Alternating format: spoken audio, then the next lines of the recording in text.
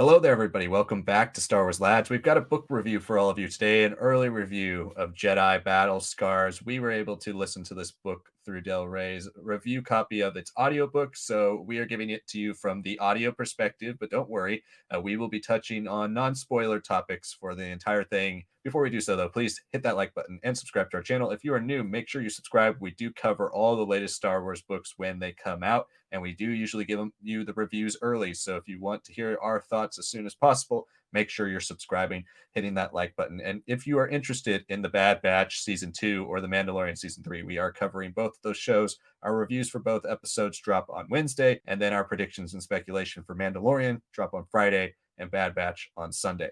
So make sure you're checking out all of those reviews. And if you're still interested in Star Wars books, we have our Legends Book Club episode, our latest one, coming out next Monday, and we will be covering Heir to the Empire. All right, let's dive into the review of Battle Scars.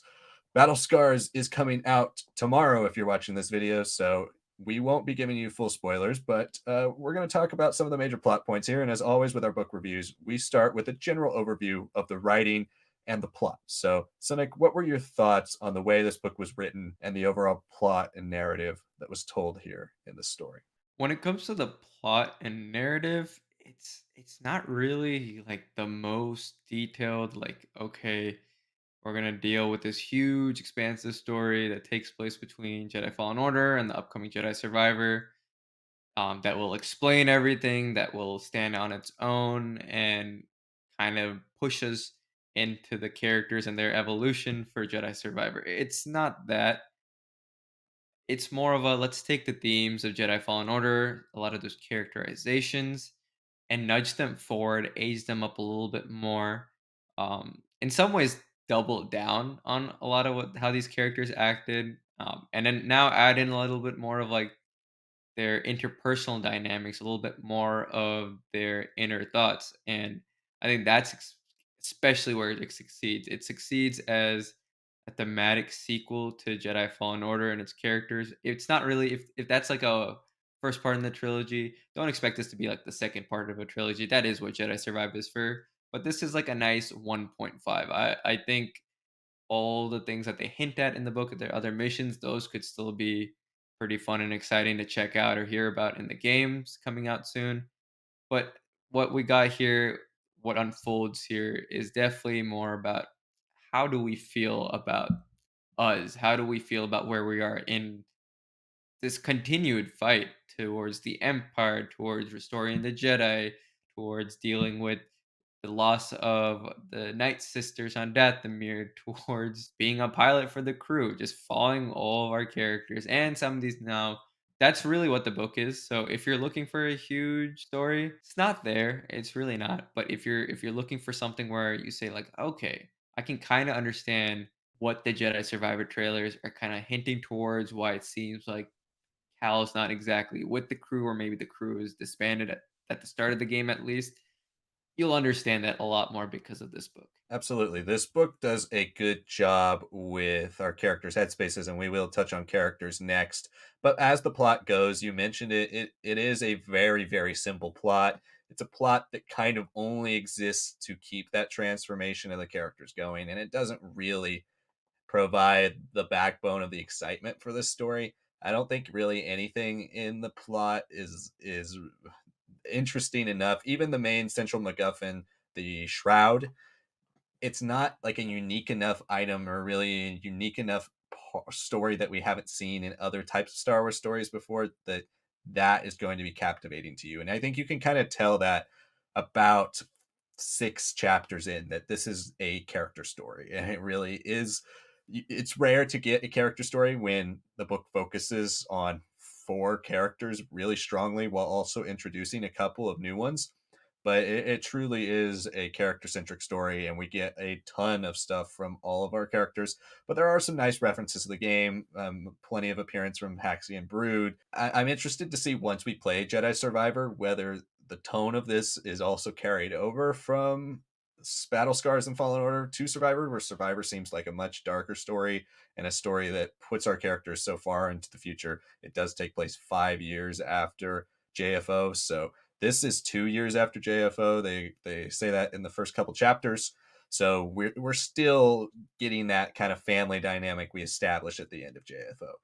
But as for writing, I think this is kind of a tale of two different writing styles at times, and I think for the most part, this book is kind of more sophomorically written. It's kind of YA. It's way more YA than you would expect an adult novel to be, and even though we're coming from younger characters' perspective, like we get Cal and Marin a lot, it's the type of story and the type of love story and romance and awkwardness that you see a lot more in YA stories and not necessarily as much as in adult stories. I don't necessarily think that's a bad thing. I think it works for the characters the way they're written, but it is a lot of jokey, goofy, awkward embraces or looks at situations that we don't usually see that type of awkwardness placed in those scenarios in an adult book.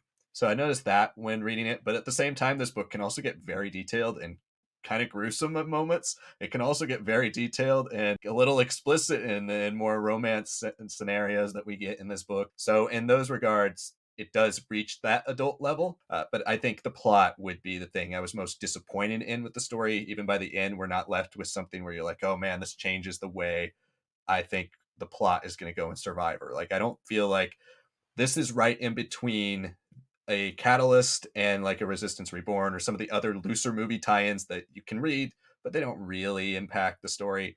This is right in between. There's a lot of important stuff in here for character, but there's really nothing too important, or at least we're not led to believe too important for the plot. Anyway, let's move on to the characters though, because that's the thing we can talk about the most because it is the richest part of this book. We're not shorted on anyone. We do have chapters from completely Cal's perspective, from completely Marin's perspective, completely Sears' perspective, completely Grease's perspective. And we also have introduced Fret, who is a stormtrooper. She's a stormtrooper fugitive who has joined our crew for their mission overall. But it's our JFO characters that are the main crux of this whole thing.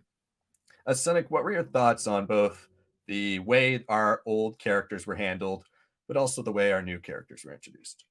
Yeah, I think just kind of building off of your points about the writing style, how a lot of it is gruesome, a lot of it is very intimate and sensual. That's really amplified because it is a character driven story where we are in these characters' headspaces. And when it comes to characters, this is Marin's book. I think Cal is a solid contender as the number two for what his thoughts are, his relationships with like BD, with Sarah. For him and his story, that felt more of a like a doubling down on who he is and his dynamics with everyone else. Like he has his banter with Grease, with Sarah, it's that mentorship, and a lot of the stuff that happened with Trilla and how that colors their now bond between Sarah and Cal a couple years later, and how that keeps them together, how that kind of separates them out. uh, there is a little bit more development here for a lot of you big Marin and Cal fans. Like their relationship is much more tighter. It's a lot closer. It's very funny to me because like every other chapter, Cal sees something that Marin does, and he's like, "I am so like petrified or like nervous about what you're just doing." But then in the same sentence, he'll be like, but that's amazing what you're doing. I'm so in awe of you. I love that we're in this crew and this family. And I'm just like, this man is just like such a Jedi. And there is even a part of a sequence with him and Sarah where they're talking about after having spent so many years on this space yacht that is the Mantis. Jedi are always pushed towards a question of like, what are attachments? Can we have attachments? That I think that was like very much like the centerpiece for me when it comes to Cal. What is introduced for him, and like where he sees himself in view with the rest of the crew and what he can do, I think is really nice. It does feel like he takes a little bit more of a leadership position, and the reasons for his leadership also come down to a lot of the stuff that happened before and during Jedi Fallen Order, which I appreciated. I need to go back to Marin. Marin is the beating heart of this story. Marin does feel like on edge, that she does feel like she's not entirely there, that she's kind of losing it, sometimes in battle, sometimes in the quieter moments. How she fits in with not just Cal, who we got some bits of in Jedi Fallen Order, but also how she fits in with Grease, how she fits in with Sarah, especially. I really did appreciate those a lot of their missions, a lot of their downtime. She does have like the most tie in with the new characters of the book, and I think that is some of the best writing. And it's very interesting to take like a very secluded, very traumatized, isolated character, even more so than a Cal or a Sarah is, and and better with like a lot of that rage, a lot of that dark side tendencies, and then try to like apply that to like filling in the cracks of someone's heart and the passions and how not being all there at times kind of diminishes your abilities and your focus. And I thought that was a really fun character story for her to follow through on, to see how she grew beyond the crutch of Dathomir and having left the planet. There's only so much that the crew have done for her in the game, but by the end of the story, it's the crew, it's these new characters, it's these situations that really evolve her a little bit. When the same thing comes with Sarah. Sarah, she has a really big impetus for her story of like, what is her legacy? What is she going to do? And I think that is what really dictates a lot of her actions here. I mean, we haven't even mentioned the fifth brother is on the cover here, and she has a very strong scene with the fifth brother that does have the most effect on the plot and a lot of the character motivations and conversations. And then Grease, it's always nice to have someone who's a bit more of a comedic character kind of deal with these characters who are so powerful and whatnot. And I think a lot of his reasonings, his own struggles, and why he feels so alive with this crew came out pretty beautifully in this book. Yeah, all the characters were sensational. The combat more so, and the squadron moments, all of that stuff I thought was really the highlight for me with Sam Mags. Absolutely agree. The highlight for sure is the characters, and Sam Mags definitely understands these characters really well. I'd say, I mean, Grease is more of a simple character to write, but she gets under his skin, and I think this is the first time I've really liked Grease. I have enjoyed Grease in the past, but this was Grease always felt like that more traditional Star Warsy type character where we had a dime a dozen of cocky pilot. This gave Grease a bit more layers, and things happen to Grease that you're not expecting. He's a part of big character moments, and he also is able to use a combination of his humor but also his feelings that we get through the medium of a book where we can get into inside his head. We're able to give him a bit more depth, and I'm actually excited to see where he is mentally 3 years down the line as we get to Survivor. But all around, I think everybody is captured quite well.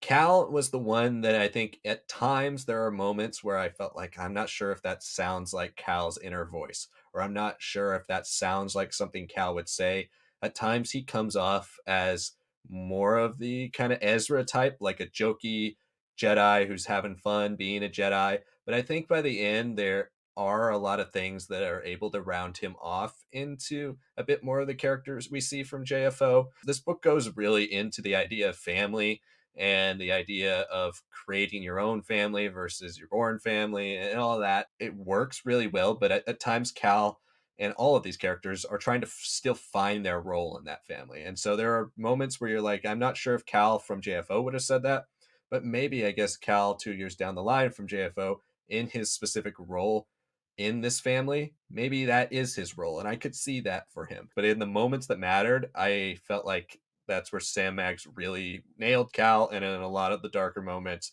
we're able to actually understand where he is, and you can see a really nice evolution from where he is in the game. But Seer is to me the standout, and it's surprising because she is probably out of the main four given the least perspective in this book. But it's those moments that she gets perspective. It's like that is a perfect transition from where we end JFO and where we get to here. And there's a lot of her dealing with the weight of things that have happened to her in the past, the weight of Trilla and all of that. We get to see those effects even still 2 years from that game on her. And it was those moments, like the moment you mentioned with the fifth brother, that I think were the strongest for me in the entire book. And there are actual consequences for our characters in those moments, life changing consequences. And I enjoyed that. But Marin is the main character. We get most of her perspective, and a lot of that has to do with this kind of burgeoning love romance between her and the stormtrooper Fret. It's an interesting story, especially with somebody like Cal who knows he's protective of Marin. That's something that they hammer over in this book is he's very protective of Marin. He sees a lot of himself in Marin, a lot of his story in Marin, and they identify with each other in a lot of ways, being both kind of the last of their kind.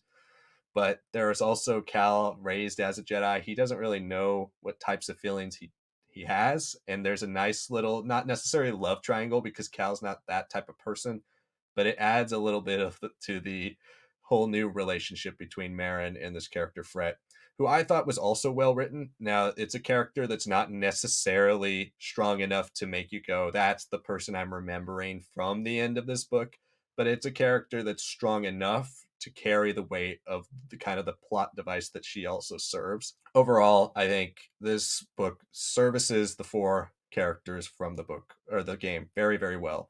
And I think it captures their spirit and the heart of decisions they would make 2 years down the line from the where that game ends. So let's move on to our final part, which is our overall thoughts, our final wrap up, and our score out of five. Sonic, what would you give Jedi Battle Scars out of five? I would say this kind of fits in somewhere between a 3.5, 3.75. I can't really say 3.75 because I think there have been better plotted books that have achieved most of the emotional resonance that we've gotten in this book, a lot of the intimacy and just the thoughts and the inner thoughts of our characters. And then you still got to have plot happen, things happen here. But that doesn't make it anything bad. It just means that you have to adjust your expectations from this being Jedi Fallen Order's sequel book. It's just a fill-in story that just progresses us to a place where you can understand what is presumably going to be there at the start of Jedi Survivor. For me, this book is a lot of it is the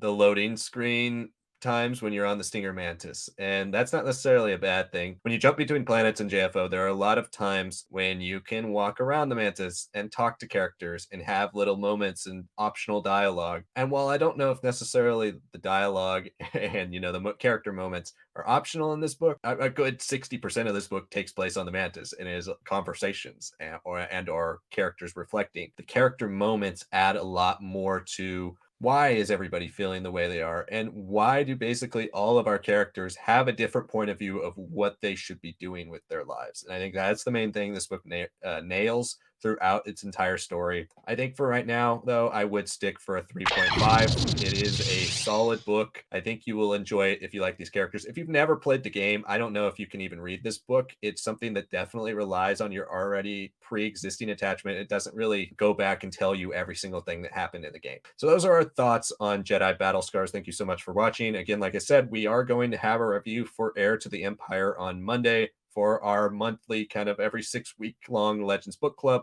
And then again, the poll will be out shortly after that. So you can vote for what we read next. If you are into the Bad Batch or the Mandalorian, we do have reviews coming out for those on Wednesdays, and we also have predictions and speculation on Friday and Sunday. Make sure you're tuning into both of those videos or all three of those videos. And if you are into Star Wars books, we do cover every single new Star Wars book that comes out. Make sure you subscribe so you can hear more of our thoughts on future Star Wars books. Thank you so much for watching, and we'll see you all next time.